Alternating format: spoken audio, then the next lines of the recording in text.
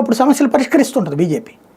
అవును. అదే కాంగ్రెస్ ఉంటే పరిష్కారం అనేది ఉండదు. అది కాంగ్రెస్ ఉన్నప్పుడు 100 సమస్యలు వస్తే 10 పరిష్కరిస్తుంది, బీజేపీ 70 పరిష్కరిస్తుంది, 30 దాని దగ్గర సమస్యలు ఉంటాయి. కాబట్టి అది పబ్లిక్లోకి వెళ్ళిపోయింది. పాలన పరంగా చూస్తే కాంగ్రెస్తో పోల్చుకుంటే బీజేపీ బెటర్, భావోద్వేగాల పరంగా చూస్తే బీజేపీ కంటే కాంగ్రెస్ బెటర్ అనుకునే వాళ్ళు కూడా ఉంటారు కొంతమంది. కానీ మోడీ మార్క్ గెలుపుకు ఒక రకంగా ఢిల్లీలో కారణం అయింది అని ఎంతవరకు అనుకోవచ్చు? మోడీ అనేటటువంటి ఫేస్ ఎప్పుడు ఒక సూటే. కాకపోతే మీరు చూడండి, మోడీనే మొత్తం భుజానేసుకునే రోజులు పోయినాయి, పక్కకి తీసేసింది బీజేపీ తెలివిగా. అవునా?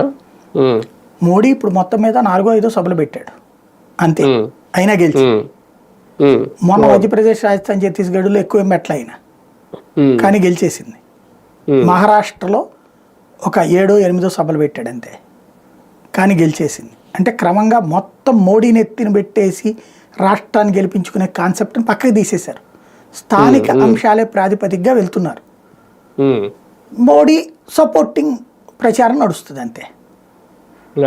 మోడీ కూడా ఒక కారణంగా అవుతాడు తప్పించి మోడీ వల్లనే గెలవడం కాదు ఇప్పుడు. మెయిన్ మోడీ మార్క్ అని అనుకోలేము. అది బీజేపీ గెలుపుకి మోడీ తోడు, లేదా బీజేపీని మోడీ గెలిపించాడు, అది లెక్క. కాకపోతే మోడీ హయాంలో సాధిస్తున్న విజయాలన్నీ ఖచ్చితంగా ఆయన ఖాతాలోకి వెళ్తాయి, మాట్లాడతాం మనం లెక్కేసుకుంటే. అంతే అంతే అంతే మాట్లాడుకుంటారు. రైట్ సార్, ఒకసారి మణిపూర్ విషయం